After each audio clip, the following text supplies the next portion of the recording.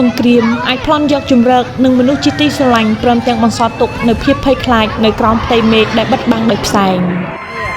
កូនក្មេងមកពីសាលារៀនណាជាមាស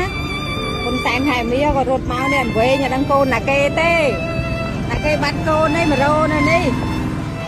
ក្នុងកលៈទេសៈដ៏ខ្មៅងងឹតបំផុតសង្គ្រាមអាចសាកល្បងកម្លាំងទ័ពប៉ុន្តែសាមគ្គីភាពនិងសាកល្បងបេះដូងខ្មែរគ្រប់រូបយើងនៅមានជំរើសក្នុងការក្រោកឈរផ្លាស់ប្ដូរភាពភ័យខ្លាចឲ្យคล้ายទៅជាសាមគ្គីភាពក្នុងគ្រាអាសន្នការជួយអ្នកដទៃគឺជាឱសថស័ក្តិសិទ្ធិបំផុតក្នុងការព្យាបាលកម្លាំងខ្លួនឯងបើបងប្អូនដួលយើងនឹងលើកបើបងប្អូនខ្វះយើងនឹងចែករំលែកផ្លាស់ប្ដូរកំហឹងឲ្យទៅជាការតាំងចិត្តកុំឲ្យភ្លើងកំហឹងដុតបំផ្លាញស្មារតីបងប្អូនឲ្យសោះចូលប្រែคลายរាល់ដំណក់ទឹកភ្នែកនិងយកភាពឈឺចាប់មកធ្វើជាធម៌ពលដើម្បីក្រោកឈរតស៊ូឡើងវិញដោយមោទនភាពគ្រប់គ្រងស្ថានភាពដោយស្មារតីដឹងខ្លួនមិនមែនដឹងភ័យផ្ដោតលើអ្វីដែលយើងអាចគ្រប់គ្រងបានសុវត្ថិភាពការត្រៀមខ្លួននិងការការពារជំរើកកុំឲ្យការឈឺចាប់មកបញ្ចប់ក្តីសម័យរបស់បងប្អូនតែត្រូវចាប់ផ្ដើមជំពូកថ្មីនៃការតស៊ូស្មារតីរឹងមាំក្នុងគ្រាវិបត្តិគឺជាអាវុធដែលមុតស្រួចបំផុតវិបត្តិថ្ងៃនេះគឺជាគ្រឹះនៃភាពរឹងមាំនៅថ្ងៃអនាគតជ័យជំនះសម្រាប់ថ្ងៃស្អែកកើតចេញពីការរៀបចំផែនការនៅថ្ងៃនេះ